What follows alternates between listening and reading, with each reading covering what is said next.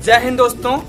तो मैं सत्यम तिवारी स्वागत करता हूं आपका अपने YouTube चैनल अंश 5G अकेडमी में। आज हम पढ़ने वाले हैं हमारा जो एनसीईआरटी कक्षा 10 की एनसीईआरटी का जो चैप्टर नंबर 15 है, हमारा पर्यावरण अवर एनवायरनमेंट के बारे में।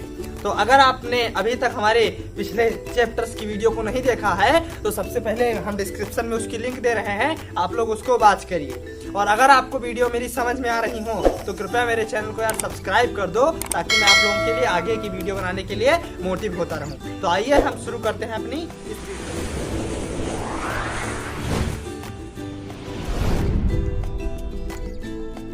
साथियों। अब हम आ चुके हैं अपने चैप्टर में, लेसन नंबर 15, जो कि है हमारा पर्यावरण। तो मित्रों, पर्यावरण आखिर होता क्या है? जैसा कि इसके नाम से ही स्पष्ट है कि पर्यावरण मीन्स पर प्लस आवरण। पर मीन्स होता है चारों ओर, पर मीन्स चारों ओर, और आवरण मीन्स ढका हुआ।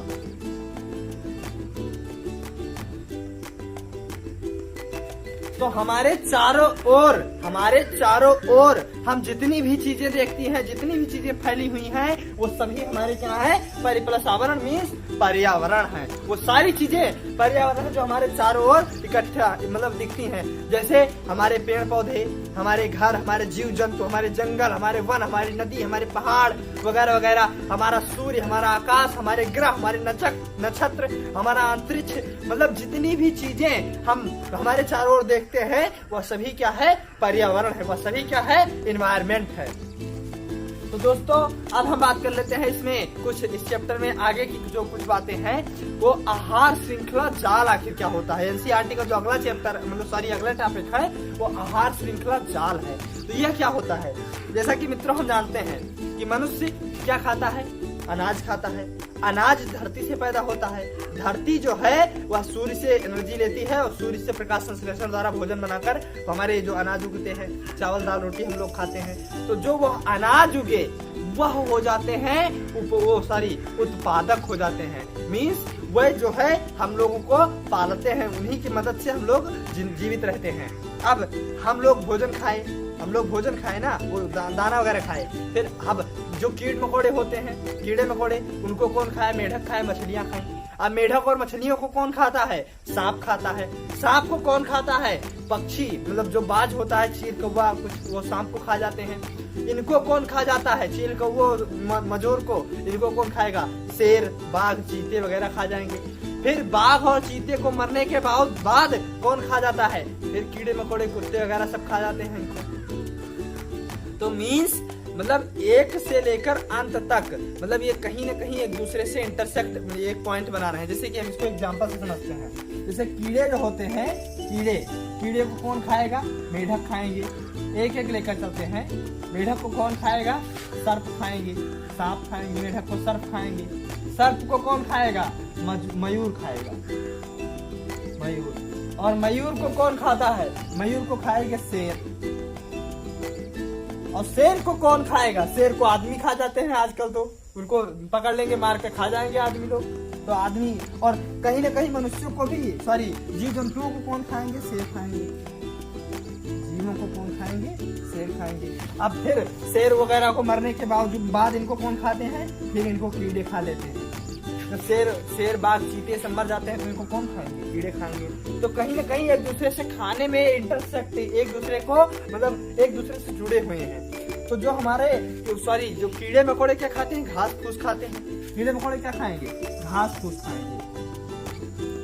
तो घास फूस जो हमारा होगा ये हमारा उत्पादक हो जाएगा। फिर कीड़े मकोड़े प्राथमिक उपभोक्ता, मेढक द्वितीय उपभोक्ता, सर्प तृतीय उपभोक्ता, मयूर चतुर्थ उपभोक्ता, शेर पंचम उपभोक्ता। मतलब ये कहीं ना कहीं एक दूसरे से जुड़े हुए अवश्य होते हैं। तो यही हमारे आहार श्रृंखला जाल होता है। मीन्स उत्पादक क्या होता है? जो भोजन स्टार्टिंग में उत्पन्न होता है वो उत्पादक होता है। उपभोक्ता क्या होता है? कौन होता है? जो उस भोजन को ग्रहण करता है वो हमारा उपभोक्ता होता है। तो हमने आहार श्रृंखला जाल, आई होप आप सभी आहार श्रृंखला जाल समझ गए होंगे। तो अब हम चलते हैं तो साथियों, अब जो हमारा चैप्टर का अगला टॉपिक है वह है ओजोन परत, ओजोन लेयर। आखिर ओजोन लेयर होती क्या है? तो अब हम बात कर लेते हैं ओजोन लेयर के बारे में। उससे पहले अगर आप लोगों को उठना है, अगर आप लोग जिंदगी में आगे बढ़ना चाहते हैं तो झुकना सीखिए। क्योंकि आप लोगों को मैं एक एग्जांपल से समझाता हूँ। जो पेड़ होते हैं सीध खड़े होते हैं, जो आंधी तूफान जब आया तो झुकते नहीं हैं, तो क्या होते हैं, टूट जाते हैं, गिर जाते हैं, बिखर जाते हैं। तो अगर आप किसी के सामने झुकना नहीं सीखोगे तो आप कुछ प्राप्त नहीं कर सकते हो, आप भी टूट जाओगे, बिखर जाओगे, खत्म हो जाओगे। तो अगर आपको जिंदगी में आगे बढ़ना है तो झुकना सीख लीजिए, अगर उठना है तो झुकना सीखो। तो ज्यादातर लोग क्या करते हैं, क्लास में सर जो पढ़ा रहे होते हैं अगर उनको समझ में नहीं आया तो क्या करेंगे, पूछेंगे नहीं कि सर जी हमें यह बात समझ में नहीं आई, नहीं पूछते हैं। उसका कारण क्या है कि जो पास में लड़की बैठी हुई है जिसे वह देख रहे हैं कहीं यह न जान जाए कि मुझे यह बात समझ में नहीं आई, उसके सामने अपना अधिक इंप्रेशन जमाने के लिए सोचते हैं कि कहीं इसको यह ना पता चल जाए कि इसको ये बात समझ में नहीं आई, ये बुद्धू है, इसके अकिल नहीं है, इसके अकल नहीं है। इसलिए लड़की को देखते हैं, खुद को नहीं देखते हैं। अगर लड़की को आपको दिखाना है तो अपना रिजल्ट दिखाइए, जो आपके परीक्षा में आपका आने वाला है। आप उसको रिजल्ट दिखाइए कि हमारा रिजल्ट क्या है। आखिर जब आपका रिजल्ट देखेगी तो नहीं जान जाएगी। तो क्या करेंगे, शर्माएंगे, वहां पर शर्माएंगे कि हम नहीं पूछेंगे नहीं, और हमारे दोस्त लोग भी जान जाएंगे कि इसको कुछ नहीं आता है। अपना एक इम्प्रेशन जमाने के लिए नहीं पूछेंगे और कुछ नहीं जान पाएंगे और परीक्षा में फेल हो जाएंगे। तो आप लोग उठो, जागो और प्रश्न करो। तब तक प्रश्न करो जब तक आप लोगों को सारी बातें समझ में ना आ जाए। प्रश्न करते रहिए ताकि आप लोगों को सब कुछ समझ में आ जाए। और इसीलिए आप लोगों को उठना होगा और झुकना होगा, झुक कर चलिए तभी आप लोग उठ सकते हैं। तो आइए अब हम बात कर लेते हैं ओजोन लेयर के बारे में कि ये क्या होती है। जैसा कि हम जानते हैं कि हमारे सूर्य से जो किरणें आती हैं वो हमारे लिए कहीं न कहीं से लाभदायक ही साबित होती हैं। तो क्या करता है, ओजोन लेयर जो होती है सूर्य में क्या लाभदायक किरणें ही है, हानिकारक किरणें नहीं है। उन सूर्य के हानिकारक किरणों को जो हमें नुकसान पहुंचाती है उन्हें हम पराबैंगनी किरणें कहते हैं। क्या कहते हैं, पराबैंगनी किरणें कहते हैं। और ये ओजोन परत, हमारी जो ओजोन लेयर है, क्या काम करती है, वो एक छाननी का काम करती है। जैसे चाय छानने का काम नहीं किया जाता है, चाय पत्ती अलग कर देती है, चाय को अलग कर देती है, तो उसी प्रकार ये सूर्य के प्रकाश को छानने का काम करती है, जिससे पराबैंगनी किरणों को छान लेती है, छान कर अलग कर लेती है और बाकी शेष प्रकाश को नीचे भेज देती है। तो ये हमारे लिए फायदेमंद है। पराबैंगनी किरणें क्या करती हैं, अगर वो हमारी त्वचा पर पड़े तो वह त्वचा के कैंसर का कारण बन जाती हैं, उनके द्वारा त्वचा का कैंसर हो सकता है, इसलिए हमारे लिए बहुत तगड़ी नुकसानदायक होती है। अब ये अवशोषित किस प्रकार करती हैं, ओजोन लेयर जो होती है इसका अणुसूत्र होता है O3। इसका अणुसूत्र क्या होता है, O3 होता है। और जो पराबैंगनी किरणें होती हैं वो इससे क्रिया कर जाती हैं, आपस में इससे झगड़ा कर लेती हैं, लड़ जाती हैं। इस बात से समझे कि झगड़ा कर लेती हैं और झगड़ा कर इसको तोड़ देती हैं। तोड़कर क्या करती हैं, इसको नवजात ऑक्सीजन, मतलब ऑक्सीजन का एक परमाणु से अलग कर देती है। ओजोन से ऑक्सीजन का एक परमाणु अलग कर स्वतः मिट जाएगी, खत्म हो जाएंगी पराबैंगनी किरणें। अब जो हमारे पृथ्वी पर उपस्थित ऑक्सीजन होता है वह क्या करता है, इससे क्रिया कर ऑक्सीजन का अणुसूत्र O2 होता है और इससे क्रिया कर फिर से वह ओजोन परत बना देता है। तो ओजोन परत के लिए वह पराबैंगनी किरणें लाभदायक साबित होती हैं, लेकिन हमारे लिए वह हानिकारक साबित होंगी। अब बात कर लेते हैं ओजोन परत का अपक्षय।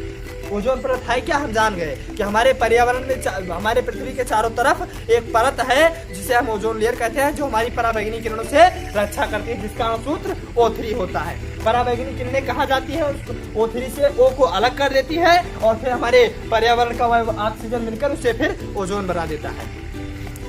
मित्रों, जो हमारे फ्रिज वगैरह में, फ्रिज कूलर में हमारे एक गैस का प्रयोग होता है जिसका नाम होता है CFC, क्लोरोफ्लोरोकार्बन।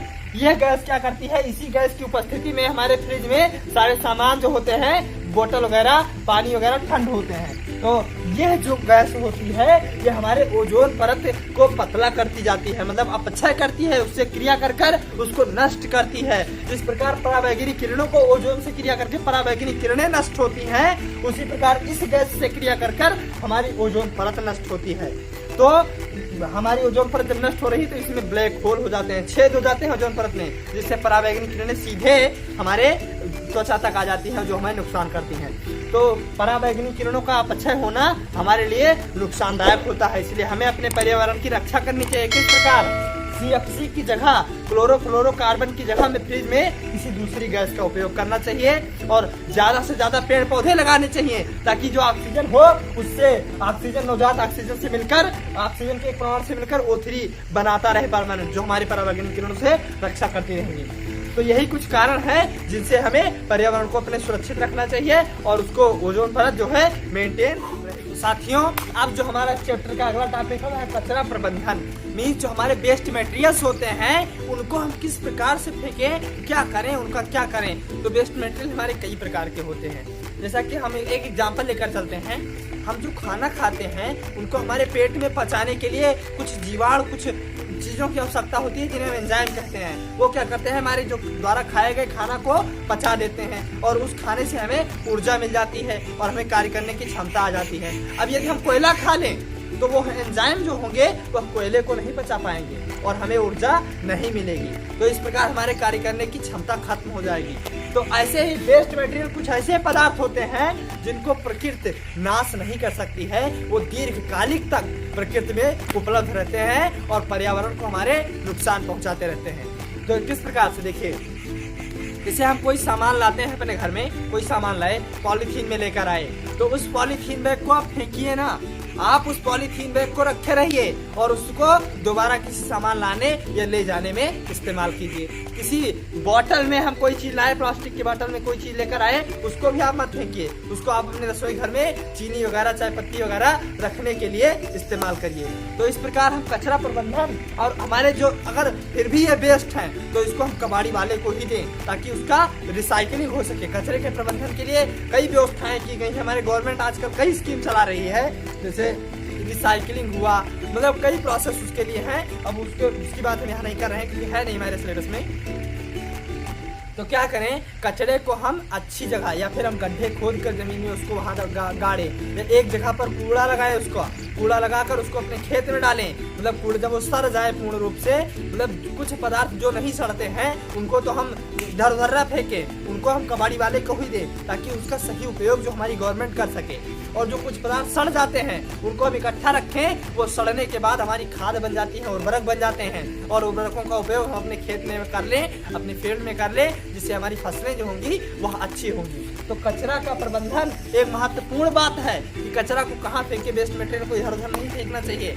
इसके लिए हमें गवर्नमेंट द्वारा कई स्कीमें जो चलाई गई हैं उसको ध्यान से पढ़कर उसके विषय में चर्चा करके अपने आसपास के लोगों को बताकर वेस्ट मटेरियल को अच्छे से यूज करवाएं। वेस्ट मटेरियल जो है वह ज़्यादा नहीं बचना चाहिए, वेस्ट मटेरियल हमारे पर्यावरण को बहुत ज़्यादा नुकसान पहुंचाता है। तो लगभग ये हमारे इस चैप्टर की अंतिम टॉपिक थी। अब हम इसके आगे जो वीडियो बनाने वाले हैं उसमें हम बनाने वाले हैं कि आखिर बिजली बनती कैसे है, तापीय विद्युत संयंत्र द्वारा, जल विद्युत संयंत्र द्वारा आखिर बिजली बनने का कारण क्या होता है, ये हम आगे की वीडियो में बताने वाले हैं। तो अगर आपने अभी तक हमारे चैनल को सब्सक्राइब नहीं किया है तो कृपया हमारे चैनल को सब्सक्राइब कर लीजिए, लाइक कर दीजिए तथा शेयर कर दीजिए, क्योंकि आपके सब्सक्राइब से हमारा उत्साह बढ़ता है, हम आगे की वीडियो बनाने के लिए मोटिव होते हैं।